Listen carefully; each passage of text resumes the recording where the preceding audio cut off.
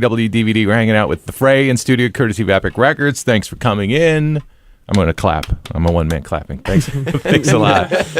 All right, so obviously you guys come out of Denver. There's this big album, 2 years on the road.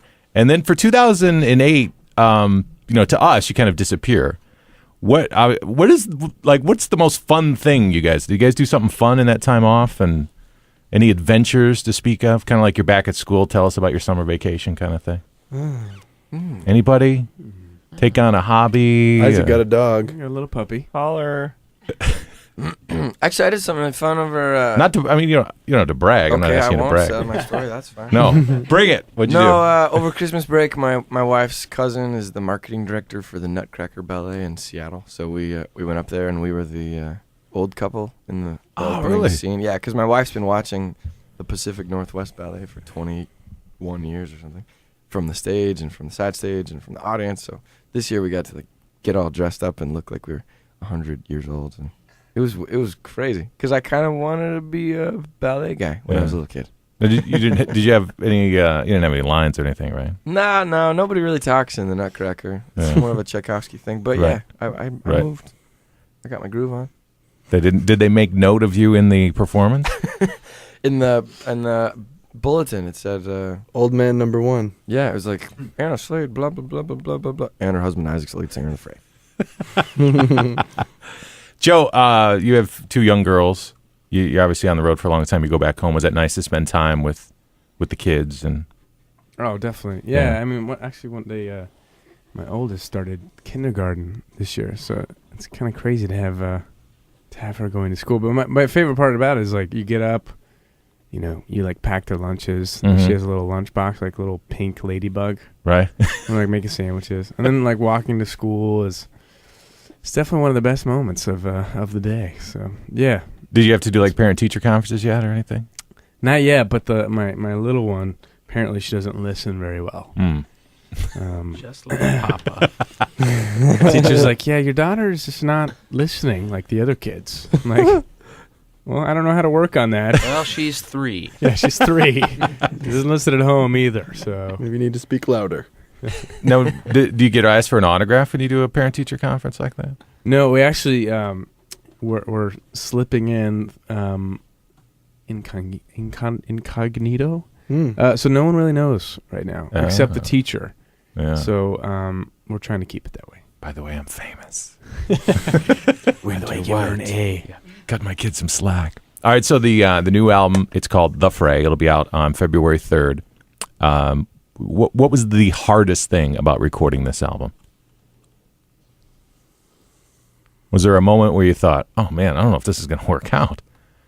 Ben? Well, I think that moment was actually really defined, and it was exactly halfway through when we realized that we only had half of an album. And it was an EP at that point. And it was an EP, and that's not quite the follow-up we were looking for. Right. Yeah, so No, I think that was a difficult part. I mean, other than the fact that just recording is for probably any artist doing it, it's a hard process in and of itself. Mm-hmm. You can be very self-critical, and and then you have a room full of people who also want it to be the greatest thing that you can do, and so it's just tough to please everyone and yourself, and also know when to stop at the same time. I'm trying to listen to your answer, but Ben has a tiger tail coming out of his shirt. Literally. Not the first time I've heard that. It's a tie, people. You know what goes well with that is winter white. Oh, good idea.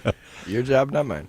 All right, so the new album. What are your hopes for this album? What do you hope to be a year from now and look back on it and say, okay, we wanted to accomplish this and we did this and here we are now on the road for a year, and you start looking forward to that next album. But what is it you want people to, after they listen to it? Obviously, because it hasn't come out till February 3rd.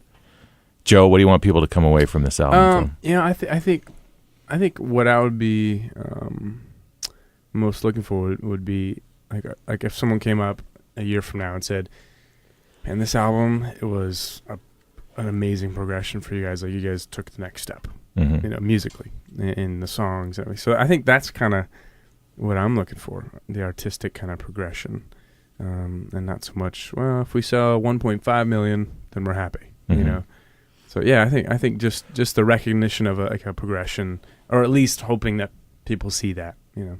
For just because it's rare that we have a band in here before the big album comes out. Normally there's like the single, then the release, and then then the tour starts. So it's really cool. We can leave if you want. No, you're good. Or we can come back. But I just thought this is a great opportunity maybe to tell people like the day of release. What is your day like? Are you getting like text messages? Are they looking at figures? Because I know with movie stars, I mean they're looking at box office, and are there things like where you get into, we want to see this number, or is it just you turn your phone off? You're like, it's art. I don't want to deal with that side of it. People like whatever they like. Actually, I remember the day our first record came out, because it's only happened once before the release day thing. Right. And I went to breakfast with my wife at Les Peeps, popular chain in Colorado. Nice. And just scored a free dinner there. Boom. And had some Benedict or something, and then read some text message. I think it was like an email from somebody. I was like, oh, cute. And then we went to Best Buy. Yeah. And tried to find the CD, and it was sweet because it was sold out Nice. by the time I went there at 1 or something. I went to Best Buy with my mom. Yeah, I bought one. Yeah, there you go. That was cool. So it wasn't sold out? At your No, Best Buy? not at my Best Buy. Lots of copies there still. But that's a really cool event, I guess. Do you gather friends and family, have dinner that night, or what happens that day? The biggest Tuesday of your. Well, this upcoming release, I don't even. Yeah, I think we'll have time to we're doing think. 3 radio We're station not even gonna promos, eat. an Apple in store, and David Letterman or something. Probably 4 shows in one night. Yeah. That's insane. Well, thanks so much for coming in, guys, and playing for us. I mean, to see a band on the American Music Awards perform, and then a couple months later in studio doing the same song, that's really, really great of you guys. So thanks so much. Cool. Thanks for having us. The tour, everybody, you're going to be here, St. Andrews Hall tonight. You're going to come back through on a big thing this summer, maybe? Or, Yeah. Unless you break up or something. No, we'll be back. We'll be back. Even if we break up. Nice. Reunion. Separate van. Detroit. I will be here. It's where everybody gets back together. Thanks a lot. Thanks for coming. man. See ya. Have a good one.